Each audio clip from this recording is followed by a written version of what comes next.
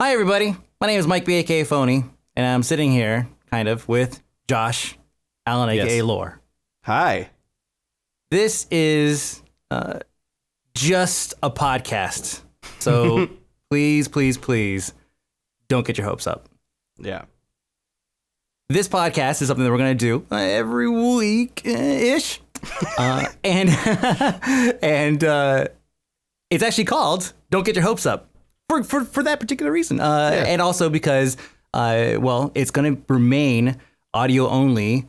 I guess minus Josh the putting it up on YouTube with like a static background because you can't just upload your audio. A picture of whatever's on my desk at the moment. Yeah. You're not going to use the fancy logo, bro? Come on. Oh, I'll put the fancy logo like over top of it. Yes. It's going to be all. Don't clutter it up too much. It's going to be like one of those "this looks shopped" sort of memes where like coming out of the pen holder on my desk is Walter Cronkite for some reason. Like that's what it's going to be.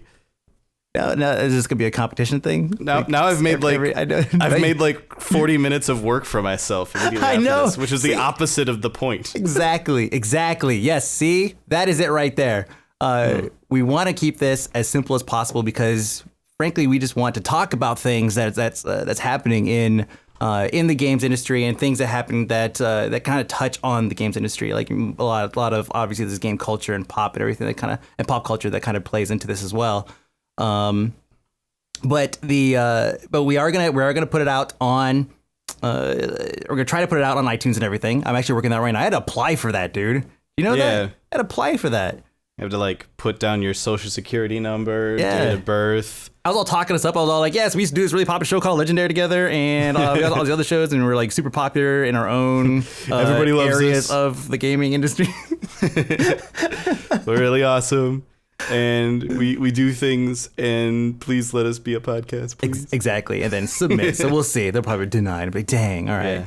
Content ID. We will definitely promote this everywhere. If you listened to the last episode, the pilot episode, where we were just kind of testing the waters to see if people liked it, everyone seemed to like it. We weren't really promoting it too much, but this time we're definitely going to put this thing out. So this is going to be official episode 1, and we're going to, I think we should kind of formally introduce ourselves to kind of set the tone for what these shows are going to be, because you and I haven't done and like a real consistent podcast thing since we've both been working full time for very large companies. Yeah, like almost a year and a half for me, and it's got to be about that for you. Yeah, it's about that now. It's about a year and some change. Yep.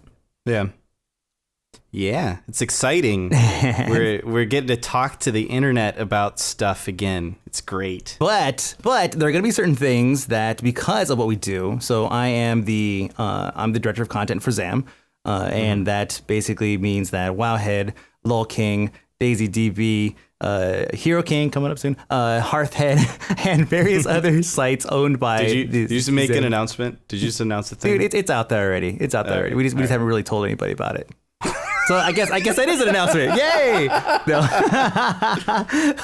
I mean, it's not done. It's just a splash screen right now. But anyways, right. All these sites kind of fall under my jurisdiction in a sense in terms of content's concerned. So if something really crappy goes up on a page, that's kind of my fault.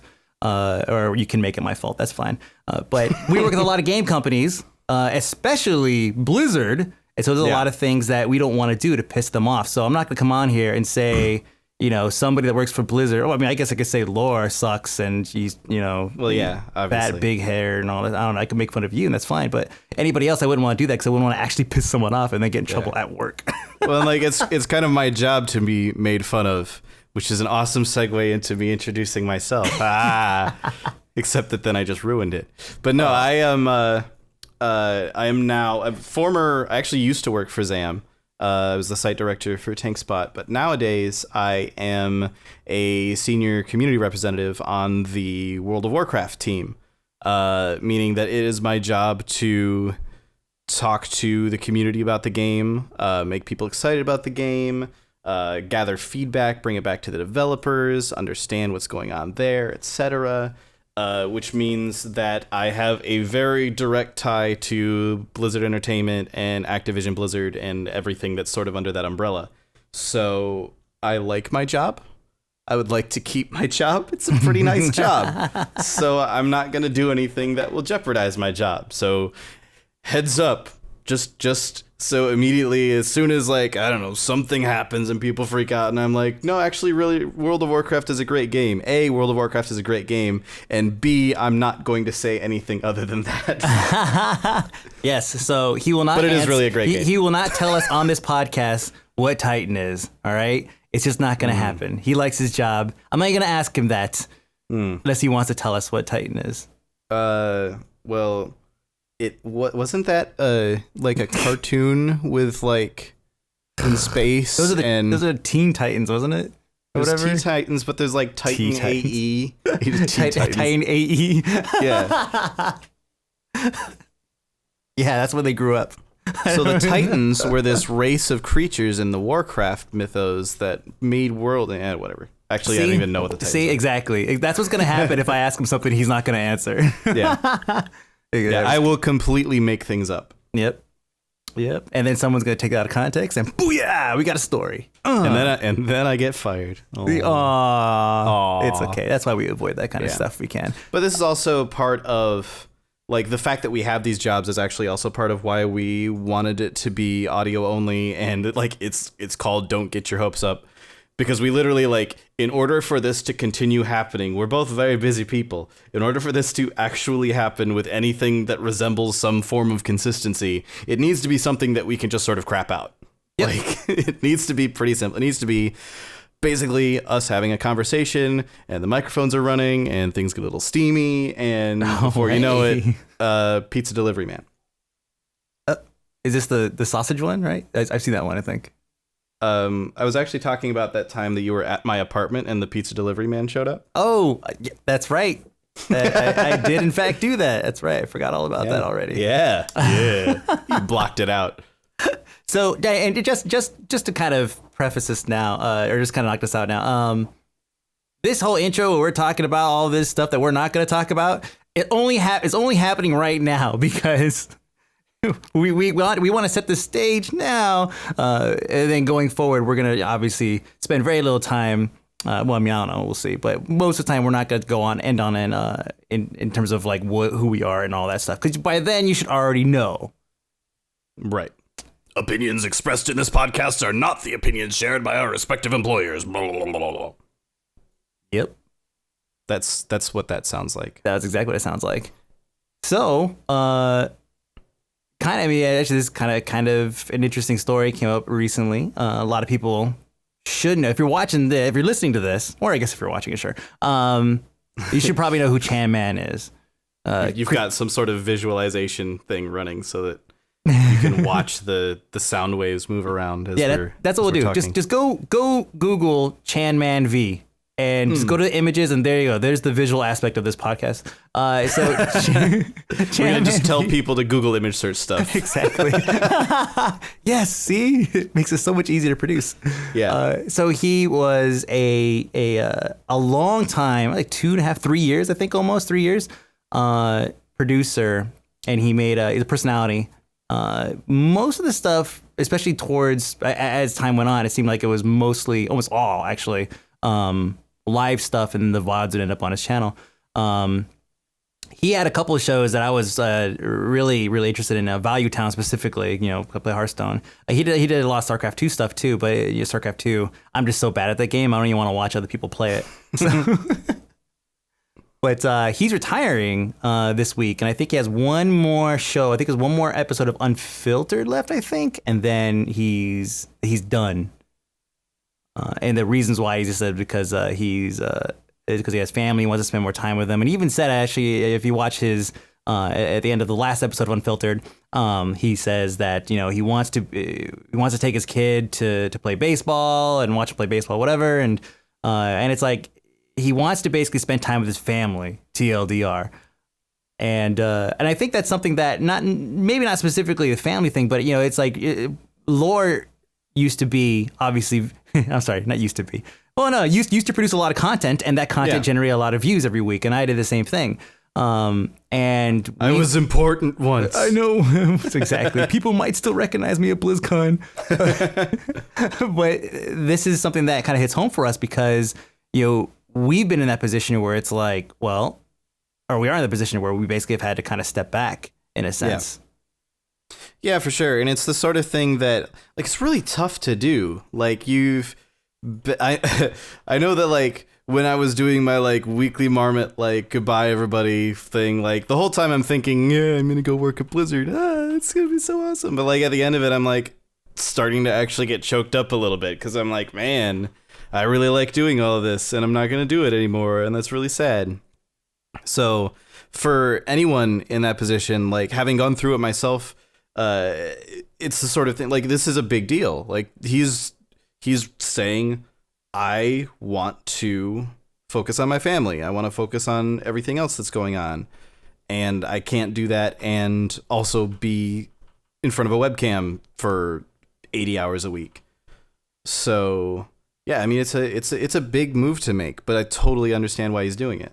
And he's stepping down like a cold turkey. Like, he's not, as far as everything he's let on, like, he's basically stepping away indefinitely. Yeah.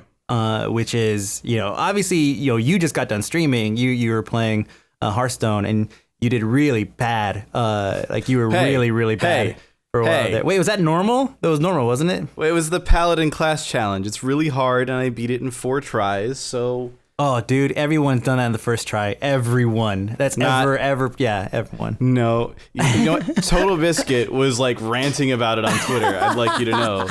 He was like... my validation. Total Biscuit said it's hard. Listen, when Total Biscuit is mad about something, it's probably a day of the week. So... He's been so much better lately. Well, not lately, but I mean, just like, there was a while there he was pretty good. There was a while he was pretty angry, and actually, I got to meet him. This is totally sidetracking. I got to meet him at BlizzCon, and, like, he was really angry about something at the time, but he was still like a nice guy to just stand there and talk to. So, like, props to Mr. Biscuit, I guess. Bad. I saw him at BlizzCon too. We were playing Heroes together, like, side by side, and we were just kind of speaking out loud about things that were happening, almost like double dipping, right, on, like, the information, because nobody had seen the game really and played it extensively, and he was fine for me. I don't know what you did to piss him off. It was backstage. He was about to go on stage and cast Hearthstone. Oh, and he was upset about some way that something was getting handled or something. Yeah, I mean, probably started off with the fact that he had to stand out there and look straight up in the air in order to see the screen the entire time, which is awesome for your neck. Possibly, yeah. I don't know. I was too busy freaking the hell out at that particular moment in time. I was like, oh my god, I'm backstage at BlizzCon. I'm gonna cast arenas. Oh my god. And you had your suit and everything, right? Did you like get all fancy? Yeah. Did you intentionally get like big shoulder pads to match the hair, or was it just like? No, it was just like, this is the one that felt comfortable, so that's the one that I got. That's not how suits work. Yeah. Well, I'm not buying another one for this BlizzCon. Man, it's all right. I'm going to use the same one again. Yeah, you look Maybe good. I'll invest in some dress shoes, so I'm not wearing my Converse sneakers. Nah, man, that's how you keep it legit. Yeah, exactly. Yeah. Keep my sunglasses with me so I can put them on at any time and just be like, yo. I'm gonna roll up the sleeves of my blazer. Yeah, this is how you tell the world that you're a rebel, but not a rebel enough, or something. What were we even talking about? Well, we were saying goodbye to Chanman. He's obviously gonna be missed by a lot of people. He had one of the few. There's very, very few really popular Hearthstone podcasts right now. So right now it's like, well, for me anyways, like I flip between Value Town and Angry Chicken. And so now it's basically just Angry Chicken. I know that he had other Hearthstone related shows as well, but it's like, well, those are gone too, So they kind of go down with them. But Angry Chicken and Value Town were kind of like, that was the stuff, really. So it's there's gonna be another one that's gonna pop up. Because there's always going to be some kind of competition, especially in this market. Oh, yeah, for sure. And Hearthstone isn't necessarily getting any smaller. So I guarantee there are 5 to 10 Hearthstone podcasts that you haven't heard of yet that are just waiting to make their move as soon as as soon as Chanman gets out of the way. I know exactly. They're like, Chanman's retiring. Yes. All right. Here's what we're gonna do. Time to upgrade that SoundCloud account. Yeah. And we're gonna buy fancier webcams, and we're all gonna get blue microphones, and we're gonna do video and see all the work that it takes to do that. Yeah, and then none of us have any idea how to mix audio, so it's gonna sound like ass. I know, huh? Oh, God, it's the worst. Oh my God, I have so much trouble watching podcasts because, like, the audio will be wrong, and it's just the entire time I'm like, just go into your Windows sound setting and turn down the level. Just put that right around like 20, and you're good. And it's like, instead it's like the whole time. Exactly. And the more people you get on, the more difficult it is. I mean, obviously there's yeah. What? Obviously there are certain things you could do, like having the other person on the line like actually record their feed and then send it to you, and then if you have a way of recording your microphone feed separate from everything else, then guess what? Now you have two really clean audio feeds. But I don't know what kind of asshole would do that. Well, that's how you make it sound really good. No, it's it obviously gets more difficult as you get more people, but you're right. Like, we're kind of guilty of this too back in the Game Breaker days. Like for sure. We would do a show, which was actually that would make the live thing so much better too, is because you would do the live, and if you paid attention to chat, which we always did, chat was basically the fourth or sometimes fifth host. Chat was the mixer. Yeah. Chat would always tell you, "Oh, I can't hear Laura, turn him up. Can't hear Olivia, turn her up." And we'd be able to make those adjustments on the fly. But a lot of times, you'll come across podcasts that just don't do that, and the way that they adjust the levels is based off the previous episode's feedback, which is like, you can't do that. Dude, you remember the what was it? The volume control I had for the first like 3 episodes of Legendary, right? That we did? Because I was recording with a headset microphone around my neck. Oh, and I would just move that's the right. mic closer to my mouth. Lower the microphone, you just like tilt it up. And just to tie it all back in, these are all things that Chanman will never miss. Yes, exactly. Chris Chan is now free from all of these things that we have to deal with still. Every time you go to start doing your podcast or whatever, an XSplit just decides it doesn't want to work today. And think of Chanman. Just think of Chanman. Remember him, because he's dead now. Oh, God. I don't know why that's been really funny to me for like a month. But we killed the pilot that way. We did. It's Jesus. dead now. It's dead now. Exactly. It's dead now. The end. Yeah. The end. Don't get your hopes up. It's dead now. So the other big news. I mean, there's a little situation that's been happening surrounding a game called Depression Quest. You may have heard of it. I'm making finger quotes. You can't see them. You may have heard it. It's kind of a big deal, right? It's a thing that kind of happened. It's a blip on the radar. Holy shit, dude! Like, seriously, it was. Yeah. So this game, in air quotes, came out, and it was like this sort of like, this is what happens to people with depression, sort of like simulator. And I get the message, right? Like, it was sort of a, like... There's a lot of non-game games out there. Yeah, like, every time someone calls Gone Home a game, I kind of cry a little bit. I liked that game. It's not a game. It was walk around and occasionally someone talks. I know, but I thought it was such a great story. See, that's really? The thing. They're all classified as games, but some of them are just simply not. Like, there's a choose your own adventure. Well, in Gone Home's case, it really wasn't. It was just kind of like a story that you were just choose playing. The adventure. Choose the...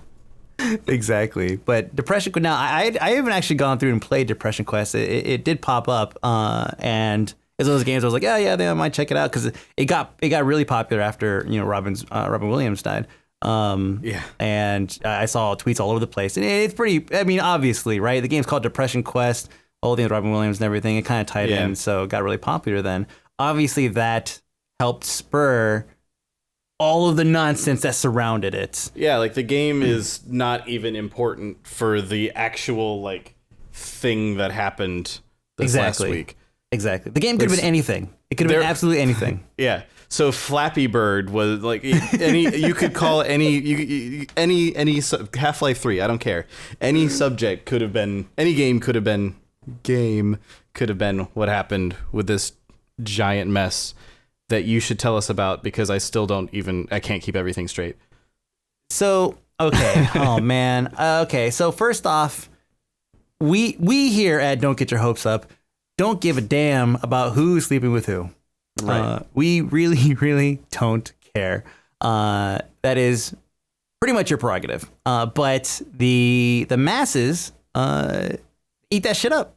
Yeah, everybody likes a villain. And exactly. And whether or not it's true, it shouldn't matter, because it's not your damn business. But it became a kind of a center point that a lot of people are focusing on, instead of focusing on what was the real problem, which is, assuming that whatever happened, it could have been she bought him a cheeseburger or something, because we've been in situations where we've gotten perks, for example, let me start to think. Back in my early BFF report days, I got a game called Dante's Inferno, and I really liked the game, and I really liked it probably because I never played God of War, right? Right. So okay, yeah, and I was also a big fan of obviously the story that's been retold a billion times. They sent me the game, and they also sent me like an action figure or something, right? A little Dante, like right, or not Dante, but a little action figure guy. And I think maybe a poster or something stupid. Anyways, back in those days, I was still kind of naive. It didn't really register to me that it was like, oh, they're trying to like sweet talk me or whatever. Because I probably would have been pretty, like upset the whole thing. It's like, why are you trying to send me all this crap? Your game probably sucks. Let me go play it.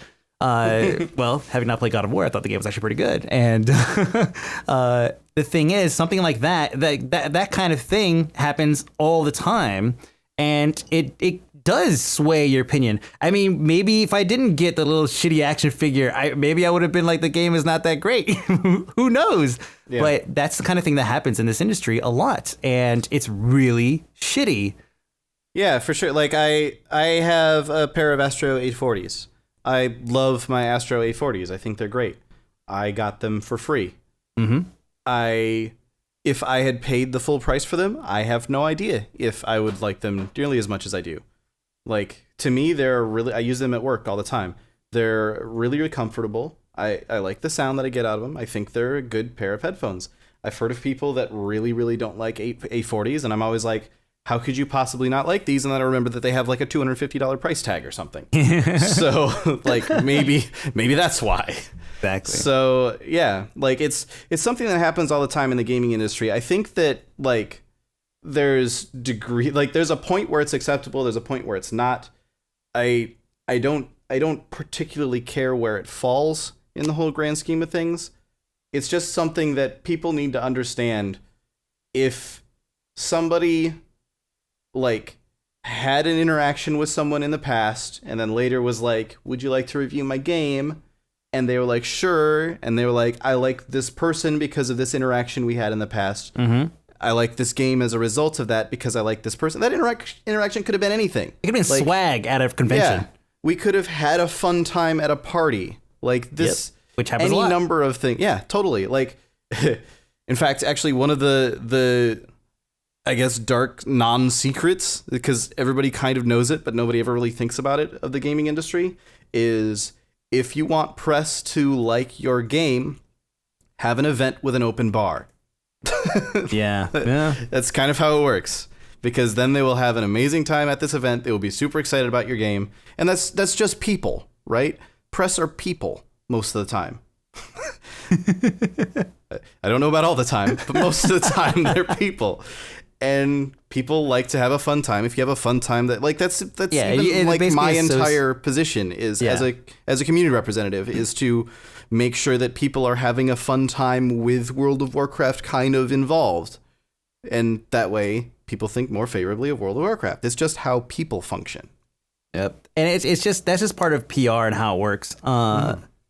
So whether or not, God, this is like this is a really touchy subject, obviously, because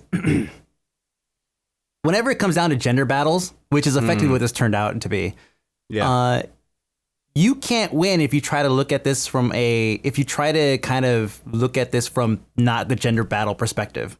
Yeah. Like, I want to look at this from the perspective, which I think is probably the most important thing. Look at it from the perspective of, did somebody take a bribe of some sort to actually write a better review, and that caused a better review for their game or something. If that's the case, then that's really shitty. We know that it happens, and it happens sometimes so subtly, just like you said, open bar, or I got a shitty action figure. It happens so subtly, you may not even know that it's happening. There are sites that will flat out tell you we don't take we don't take any kind of perk from a company. We don't allow them to fly us out to events for coverage. We don't allow this and that, whatever. Like, they'll take a hard stance against that, and they'll be very public about it.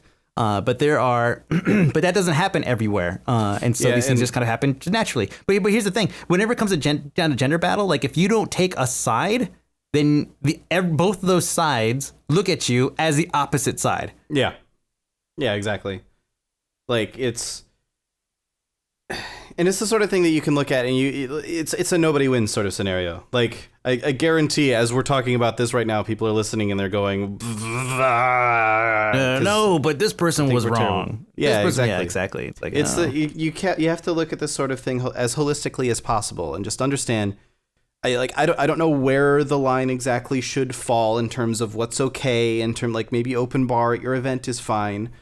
I don't know where exactly the line should fall, but, like, taking actual, like, hard bribes, I will do this thing if you give me a good review, is definitely over the line. Like, that's just too far.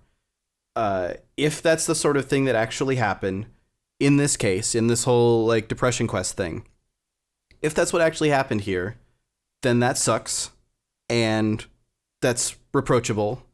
And that's happened to every other game that you've heard of in some capacity. Yeah. Like, well, I won't say every other game, because actually a lot of games, I know that Blizzard doesn't do stuff like that. So a lot of games aren't like that, but there are a lot of bribes that float around. Saying every game is actually a really stupid thing for me to say. So sorry. Because it's not widespread. I shouldn't give the impression that it's widespread. But you're right though. It is so, there's so much spectrum here that we're talking about. And just as a side note, we're not mentioning any names, because we're not dragging anyone's names through the mud, because no one deserves that shit. It's not about that. It is seriously about just how the games industry and the media kind of interact together. But the spectrum is huge. We get contacted by companies to do, like, a beta key giveaway. Like, oh, hey, can you guys give away a bunch of beta keys? And it's like, oh, cool, got a beta keys, right? And you may be a streamer, and you're like, oh, dang, I got these keys for this game. I'm gonna give them away, and you're gonna start playing the game, and you're gonna be playing the game while you're giving the keys away. And you know what? If it wasn't for those keys, you may not have even played that game to begin with. And so you're giving away the keys, so you're generating more viewership because of these keys. And in turn, that might actually influence what your opinion is. I mean, while you're giving away keys for this game, you don't want to say, hey, this game's garbage, here's a key. You might do that from time to time, but that's, like, on the smallest scale I could think of, how the lowest end of the spectrum in terms of, like, what we take in order to turn around and give something favorable back in return, which in this case would just be flat out exposure. Yeah, for sure. Like, if you're a streamer or you're running a fan site or anything like that, and a game developer approaches you and says, we would like to give you some keys, and you say, oh, sweet, like, we're going to give out some beta keys, and you have a little beta giveaway, and it's awesome, and you see a huge increase in traffic to your site, you're going to say to yourself, I want that to happen again. I want these people to like me enough as a result of this that I will get more keys in the future. And that's how business works. Like, this is the fact that the internet explodes about like one occurrence of this happening just because like maybe there's a gender battle to be waged here, or oh my god, the gossip is so juicy. Like, yeah, sure, but literally the only reason anybody cares about this is because there's a female involved. That's it.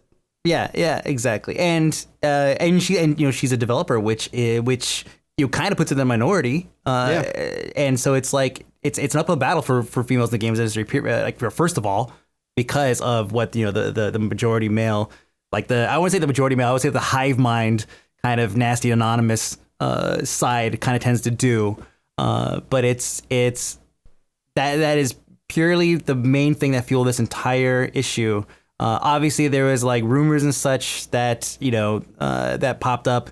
Whether or not they're confirmed or whatever, we don't care. But it was very lengthy, and it got really out of hand, like to the point to where Total Biscuit actually had a twit longer write up about the whole thing. I think it was titled like "What the hell just happened?" And it was like the most level headed approach you could possibly take when looking at this situation. You could probably find it. I think it's probably one of the highest upvoted things on r/gaming in the past like week and a half or so. So probably pretty easy to find. But if you find that thread, every single comment that was made, it was like tens of thousands. Like I think it was like 12,000 when I checked. Was deleted. Like, there was no room for discussion. It was just wiped. And I heard that it was because people were doxing these people. People were obviously saying things that are just mean and nasty. But there was like zero actual discussion. It was just wiped, and it was like what that made it even worse. There was another thread that was on the top of r/gaming that was like, what the hell is going on in this other thread? And that's where all the discussion was. Yeah, it's just the sort of thing that it explodes because this is like, there's just the right mixture of controversy and hot issues and other hot issues that are sort of related but not really. And so people freaked out, and that's the internet. That's Reddit, especially. Reddit and 4chan they love a good pitchfork battle. So it's just and like here's what sort of bothers me about the way this whole thing went down. Everybody is attacking the developer here. Right, I know. The whole focus is a developer did something to sell her game, to give her game an upper hand. Why does no one seem to care about the journalists who supposedly took these bribes?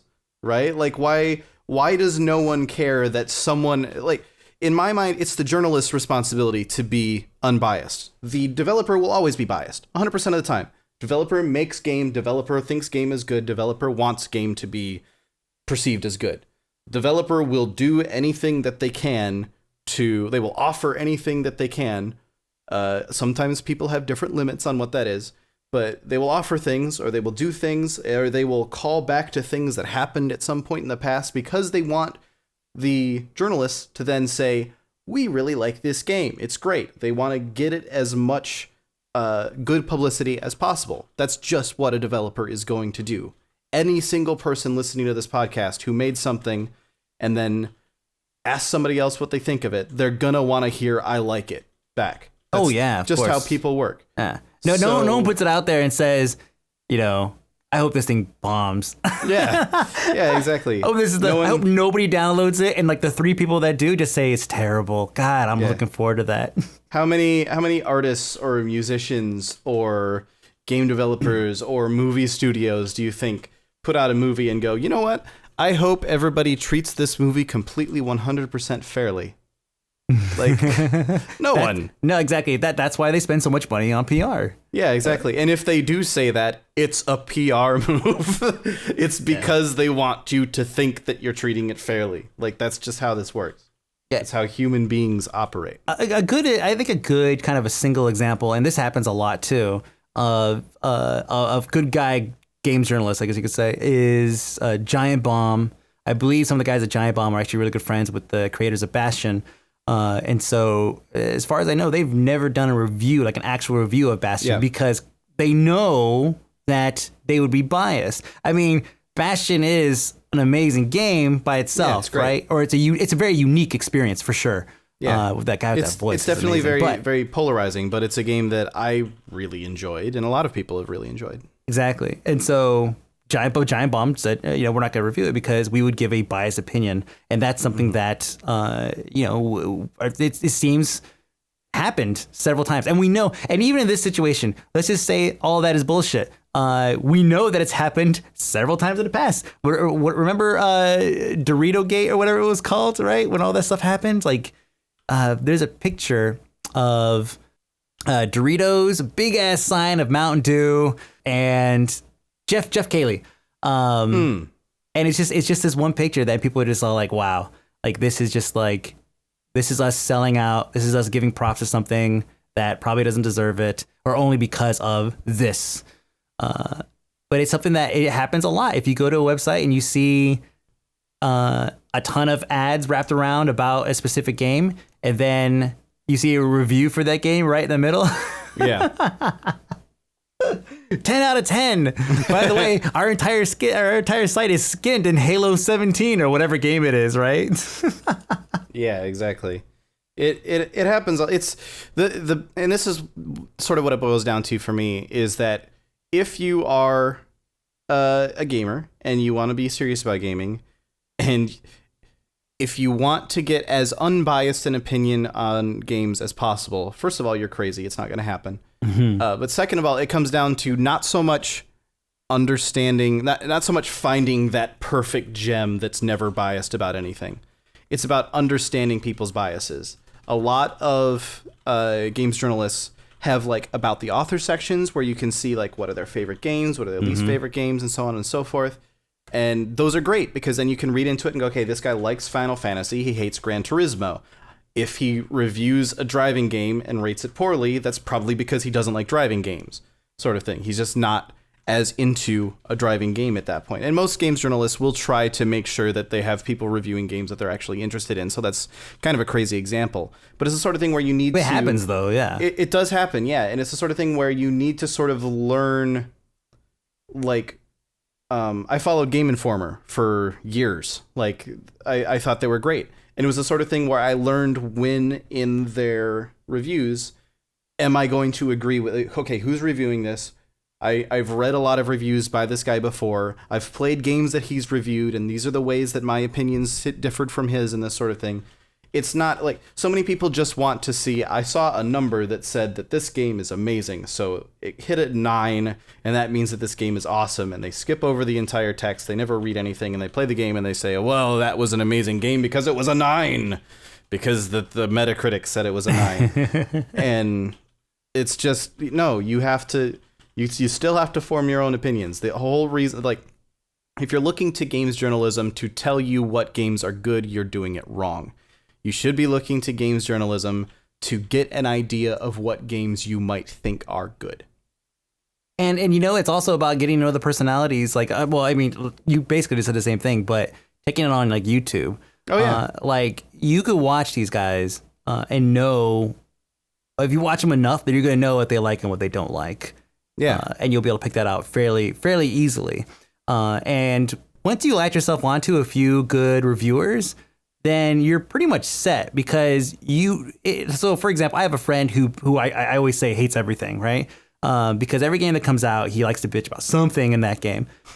And because I know him so well, I know his opinions on games so well, I could take his opinion and know whether or not he is right or wrong from my perspective.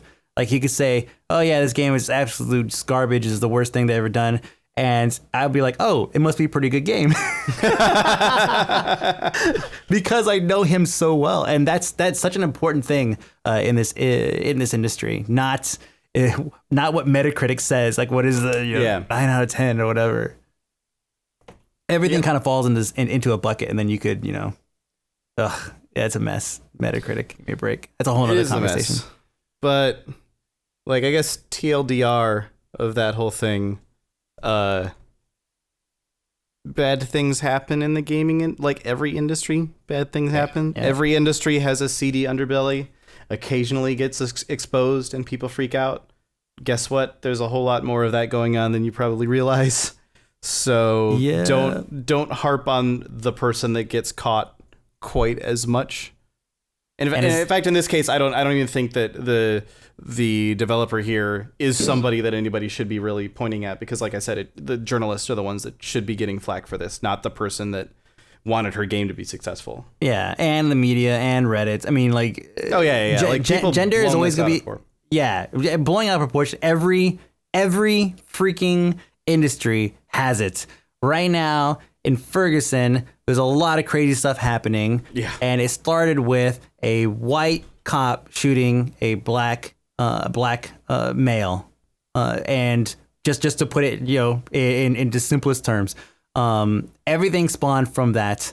There's a lot of other stuff happening and a lot of other reasons why you should be concerned about that area other than what happened initially. And it's just like people are going to focus on taking those individuals that are involved at the root and discrediting them or propping them up somehow or finding some way to alter your perspective on these two things at the root so you could get they could change your opinion on everything else that's happening there. And that's, in my opinion, that's kind of the same thing that happens. It happens with gender, happens with race, happens with everything in every industry. Yep. There was something else I was going to say, and now I've totally forgotten what it was. I'm sorry. It's okay. So that I think that's pretty much that is that, folks. Yes, we're done with that one now. Oh, so unfortunately, no Leisure Suit Larry 17 and no Half-Life 3. Yeah. So Sierra, we talked about this in the pilot episode. Sierra's back apparently, and we were like, oh my god, it could mean so many different things. It comes back, and they announced this at Gamescom.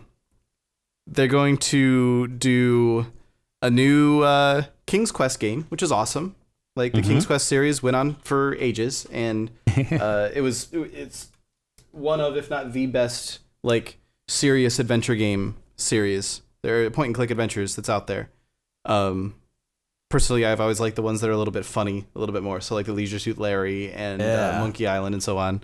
Those have always been a little bit more along my lines. But the King's Quest series was really, really super popular in the like serious, like actual, like really super story focused point and click adventure game. So that's cool. New King's Quest game coming. And Geometry Wars. Like I totally forgot about the Geometry Wars thing already. Yeah, like I've played Geometry Wars when it was like an Xbox Live Arcade game. I've played all the clones of Geometry Wars because there's thousands of them. Yeah, and it's like, oh man, Sierra's coming back. They're doing King's Quest again. That's awesome. Yeah, like I could just imagine like the meeting in which they're talking about this. So like, okay, we're gonna bring back Sierra. What are we gonna? Well, we got to bring back King's Quest. Obviously, King's Quest. Yeah, totally. King's Quest. Yeah. Everybody loves King's Quest. We got to do King's Quest. What's the other one we're gonna do? Geometry Wars. Okay. We could probably do this. Okay, Phil. I know how much you love Geometry Wars. Fine. Like, there's a guy in the corner who's actually wearing like Geometry Wars cosplay, and he's like, "No, we got to do Geometry Wars." What is that? I don't know. He's just dressed up as a neon polyhedron. triangle. Yeah. Yeah. No, but Geometry Wars? Like, what are they gonna do with it? Geometry Wars is still a good game. Yeah. Like I could, if I go back and I play King's Quest, old King's, like 1, right? Or even like 6 or something, like it probably wouldn't really stand the test of time. But Geometry Wars is not even that old of a game. Yeah. And it's still a really good game. Yeah. That's the thing. Like, Geometry Wars, it's not old. It's still really good. I feel like I could get the Geometry Wars complete experience by still playing this, like the same game that I played like 6 years ago now. Like, I don't know. I don't think we needed Trigonometry Wars, dude. Trigonometry Wars, yeah. Oh god. Quantum Physics Wars. Yes. They even call it Geometry Wars 3 Dimensions. which means it's actually Geometry Wars 3D, but they didn't want to call it that. So it's like Spectre. Do you even know that game, Spectre? No. Oh, it's basically 3D Geometry Wars, but it's like PvP. Okay. Yeah. So, anyways, yeah. What? Really? Yeah. It's going to have a single player mode with 50 challenges and 10 battle modes. The game is due out this holiday on more platforms than ever before. What does that even mean? Geometry Wars is already on everything. It is. Or a clone is on, is representing it on another platform. Geometry Wars now playable on your fridge. Oh, that could almost kind of work. You can play it on your microwave. Oh, Jesus. Yeah, so you know what? Like, going back and looking at old Leisure Suit Larry games, like, it brings back so many memories, dude. Oh, yeah, for like, sure. I used to acquire games back when I was a teenager. Some of you guys may have heard of it, but... Being a teenager? No, not that part. But, but yeah, down acquiring. Anyways, and I used to have, because, I mean, you know, Leisure Suit Larry was like... It was blue ball material, right? It was like, it had a really good point and click, man. It was so good. You navigate all these things and you find these items and you drag, you're like, I can't figure out what goes when. You randomly drag like lube over like a locker and all of a sudden it opens up. You're like, holy, the whole time? Really? That is so, I should have just thought about it for a second. And then a girl springs out and then you never see nips, right? They're always covered. Maybe it was just the Mac version or something like that, but it was like, it was always covered up. And so it was like, that was like the blue ball part, but it was still like the games and themselves were just still so good.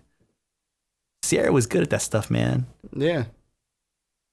And I'm then, a bit like, upset. the like weird Xbox like Leisure Suit Larry spin-off series With the mini games. Where you're like so the little tadpole, we'll say. Yeah. And you're like swimming, and you're basically playing like Mario Paint or whatever that thing was called, where you do the music thing. Yeah. It was just bad. So yeah, when we talk about Leisure Suit Larry, we say positive things about it. We're referring to not that version. Yeah. If it was in 3D, it doesn't count. Yeah, magna cum laude. I think that's what it was. Yeah, that was not the one. Yeah. There was like another one too. They were both bad. That's right. There was. Yeah, they're probably both bad. God. But yeah, it's good. It's good to see they're back because if King's Quest does get some traction, which we know that point and click adventures right now are getting some traction. Yeah. Then we could see them, you know, maybe I don't know if they actually still have IP for Leisure Suit Larry, but I would like to see them come back and do another Leisure Suit Larry. I mean, I don't know if in this particular climate, and we just got done talking about, you know, gender wars and whatnot. I don't know if that game could work in this particular atmosphere, this particular like right now, but. I would still like to play it because they were just good point and click adventure games. Yeah, for sure. I wonder, I was just trying to find out, doing a quick Google search. I wonder if the Williamses are involved in this at all. Ken and Roberta Williams. Because they were like the mastermind. They created Sierra. And they were the masterminds behind basically the entire point and click adventure genre. They came up with the King's Quest series, and like I guess Mystery House was their first game, like Phantasmagoria. Oh wow, yeah. Yeah. I just went and just wikied it real quick, and it said he's focusing on writing, managing a website construction tool called TalkSpot. And I thought it said TankSpot. I'm all like, what? Do I know this guy? What's going on? But no, it says he's no longer in the computer gaming industry. So he basically pulled a Chanman, essentially. Yeah. It says that Roberta Williams is retired as well. So, because they both they're both rich. They're both rich, probably.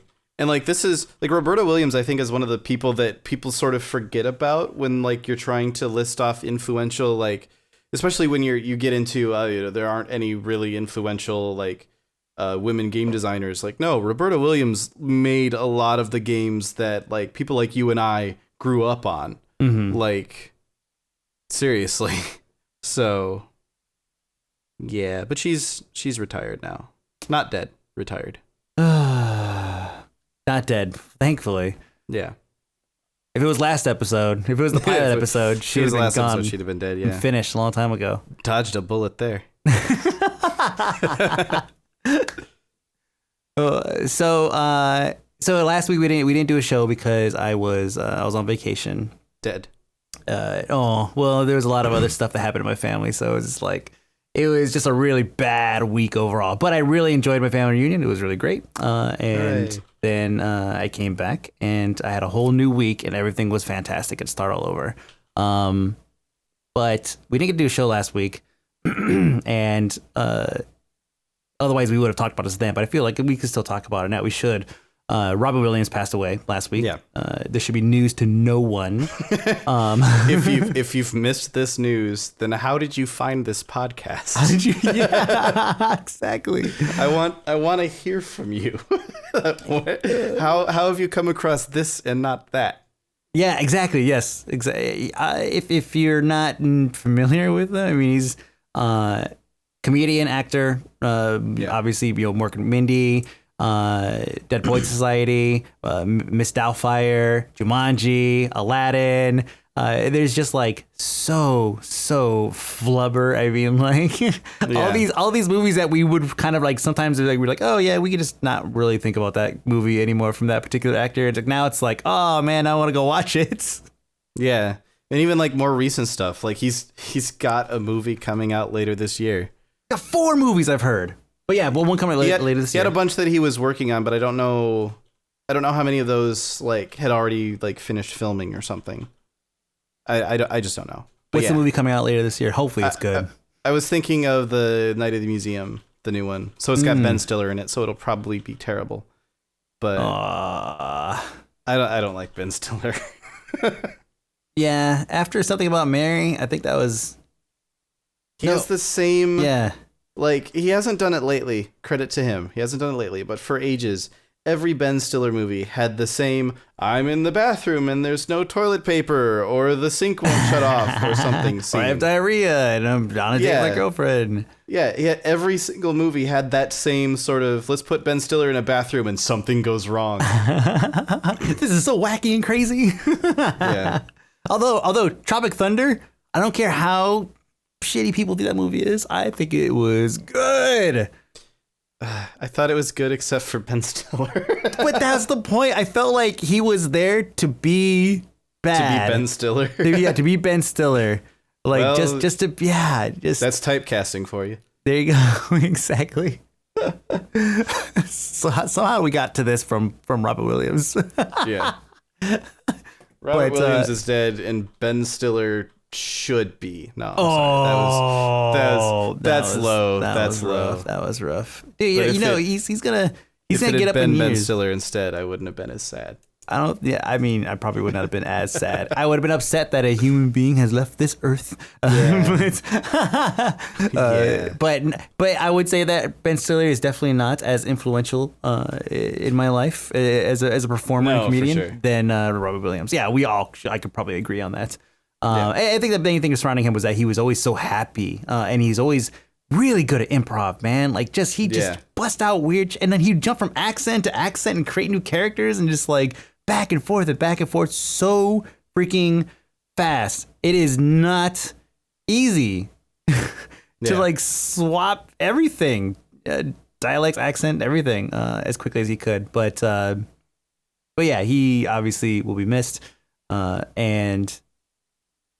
Whenever somebody that is influential in pop culture passes away, usually there's like some kind of movement or a petition or something to get them included into something else, whether it be like a memorial or it be a video game or something like that. Put them in a space shuttle, launch them to the moon. Name a street after them. Exactly. You know that's going to happen when Richard Garriott dies. He's going to be like, just launch me into space. That's all I want, is just to be launched into space. I apparently have everything to talk about except Robin Williams right now. You know why? Because it's sad. It is sad. It is sad. I don't want to think about it. I want to make jokes. Yeah. Well, we could talk about. I mean, the whole. Yeah, no, we should talk about like the whole point of bringing this up is that he's going into World of Warcraft. Yeah, which is cool. Yeah, very cool. Yeah, something that like it was kind of crazy. Like just watching the response that people gave to this was like within a span of like 6 hours, there was a change.org petition with like something crazy like 10,000 signatures on it or something of people like put him in the game, Blizzard, put him in the game. Don't fuck this up. You better do it right, Blizzard, whatever. I don't even know who I work for. Blaz. Yeah, Blaz. Raleigh Blaz. Yeah. It was crazy. And like the crazy thing about it was when we got the news, was it on Wednesday or Thursday? It wasn't Thursday. It wasn't Thursday. Okay, it would have been Wednesday then. Yeah, I think it was Wednesday. I'm pretty certain it was Wednesday morning. Either way. Or earlier than that, actually, probably. But yeah, go ahead. Either way, it was not long before we just recently had this thing called string lock go in, which is a point where we say, right, at this point in the development, as you guys, everybody listening, and I'm sure you obviously know, there's now an actual like release date for Warlords of Draenor. What? Oh, announcement time! You heard it here first, folks. Yeah. No, we set a release date for Warlords of Draenor, and part of that means that at a certain point we have to say, right, you cannot put any more new text into the game. Like, unless you absolutely have to for whatever reason. If something is just broken, we can still do it. But the reason we do that is so that we can then say, right, we're going to take all of the strings in the game, and we're going to send them out to localization so that they can make sure that everything gets translated. So in the 40 different languages or however many that World of Warcraft is actually translated, I don't even know how many languages it is now. It's a lot that it gets translated into. We got to make sure that it's ready to go for all those different languages. We can't just like run it through Google Translate and say, hope that works. Like, we actually send it out to, we have a lot of people on staff for some languages, and other languages we use, third-party companies, third-party companies that will do all the translating for us. And so we have this thing called string lock where we say, past this point, you have to have a really, really, really, really, really good reason to change the string. Otherwise, whatever your idea is, it's got to be in a patch afterwards. Yep. Like Point this one. is 6.1 or whatever 6.0 point donkey. I don't know. something along those lines. And that was literally like the Friday of that week. So the turnaround for this to have made it, like, I was like, I first heard about it. I was like, oh, cool. We're going to be doing some sort of, like they were talking about it on Twitter. We're going to be doing some sort of memorial for Robin Williams. That's awesome. People really are going to be happy about that. I think it's cool as well. Like, this is cool. I'm glad we're going to be doing that. I hope that people aren't upset when it's not in 6.0 because we just don't have time for that actually to be implemented. And meanwhile, our designers were like, no, it's going in. And they're like, and just went crazy and actually got this thing, got these NPCs put together. So that, like, they're not completed, they're not in the game, they're not put anywhere. Yeah, but you build something to put it there as a placeholder, and then you have time. But I think the main thing is that you want to get the strings, everything textual that's related to this character locked down, and so everything else, it could have been a fucking like World of Warcraft traffic cone. Yeah, exactly. Like I'm actually surprised that they went to the effort to give him like the Genie model and the Mork model and the Mrs. Doubtfire model, because like if you're scrambling last minute to get this together, anything that's not a string doesn't matter. Like literally, it could have been a dog. Like it could have been nothing. It could have been one of those little untextured cubes, and like that still would have been fine because they could change the model afterwards, because that sort of thing is still totally doable. It's just like changing strings becomes a really big deal once we're past string lock. Yep. So yeah, it was like obviously something that really, really affected a lot of the designers on the team to the point that they were like, this is important. We need to get this in. And that's cool. Someone somewhere is going to say that it cost us a raid tier. But yeah. Why isn't there a Robin Williams raid tier? What's going on?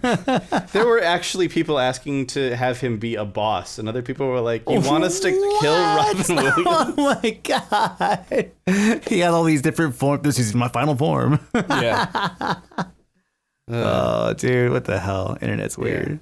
But no, that was a really fast turnaround. And actually, I would say you guys have done a pretty good job over this past several months, several builds of really kind of getting a lot of the community kind of integrated into the game. Like there's a lot of people have stuff in the game. Like you had a lore or something in the game before you actually went to work for them, I believe. Yeah, well, I still don't know for sure if it's actually named after me or if it was just a weird coincidence. That like immediately after I yelled at Ghostcrawler for giving the other Tank Spot admins at the time items in the game and not me. Oh. Like the next patch, there was a belt called Titanium Links of Lore that was for a paladin tank. Like in the game. I'm like, that's a bit of a coincidence. So I sort of claimed it, but I don't actually know. Like it could just be a complete coincidence. I don't actually know. And I haven't found out either. I keep forgetting to try and find out. Titanium Links of Lore for a paladin tank. Give me a break, dude. Like, what do you want? Do you want like the tooltip to actually say, P.S. This is actually for lore. Yeah. Well, there's another item that's coming in Warlords. It's like luxurious locket of lore or something like that. Dude, you got 2 items? Yeah, let me look it up. It's on your website. Lovely locket of the luxurious locks of lore. It's on your website. It's on your website. Oh, my bad. I guess that particular string I didn't quite register in my memory. Like, Jesus. Yeah. It's kind of hilarious how this item actually came about, too. Because it was literally like, so Russ Peterson is one of our items designers.